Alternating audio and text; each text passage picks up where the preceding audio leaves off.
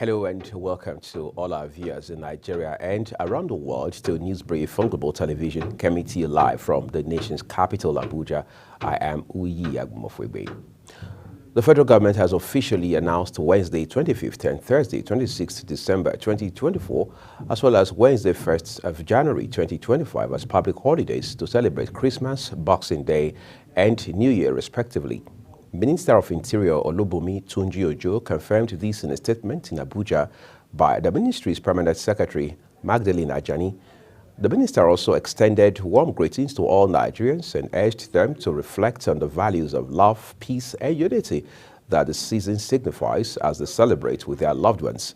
He stressed that the essence of the Yuletide is to foster harmony and strengthen bonds across families and communities.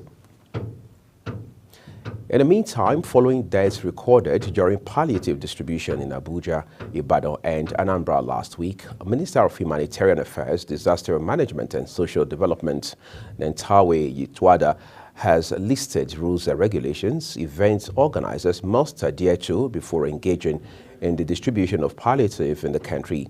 He said it is important that organizers register such events, involve security operatives like the police, and carry out a risk assessment and vulnerability checks, among others, to avoid future stampedes and deaths. He expressed sympathy with the families of the victims, but stressing, however, that the presence of security operatives at distribution points will go a long way in helping to maintain peace and order once vulnerability checks and risk assessments have been observed. And now let's talk some business. The Independent Petroleum Marketers Association, IPMAN, has urged Nigerians to avoid panic buying as there is enough fuel in the country. The association's public secretary, Ukadike Chinedu, said this in Abuja while commending Dangote Petroleum Refinery for reducing the price of its premium motor spirits, also called petrol, to 899.50 kobo per litre. He said the gesture would help reduce transport costs for Nigerians ahead of Yuletide holidays. Chinedu, however, urged IPMAN members to adjust their pump to the new pump price to attract more customers.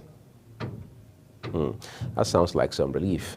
Let's turn to the foreign scene for you. Local authorities have reported that at least 7 people have died when a light aircraft crashed in a heavily forested area of Jalisco in western Mexico on Sunday.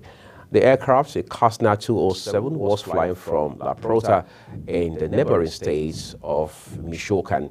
Jalisco Civil Protection says via its social media that the crash site was in an area that was difficult to access. Initial authorities on the scene reported a preliminary count of 7 people dead. In sport, the International Tennis Integrity Agency, ITIA, has announced that a 2-time Grand Slam doubles champion Max Purcell has been voluntarily suspended for breaking anti-doping rules.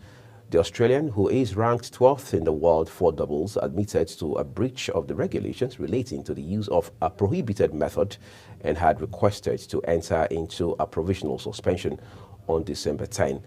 The ITIA said time served under provisional suspension will be credited against any future sanction, with the ban coming into effect on December 12th. And that's your news brief, and it came to you on Global Television. I'm Uyi Agumofwebe. Thank you specially for watching. At top of the hour, to be time to bring you the midday news.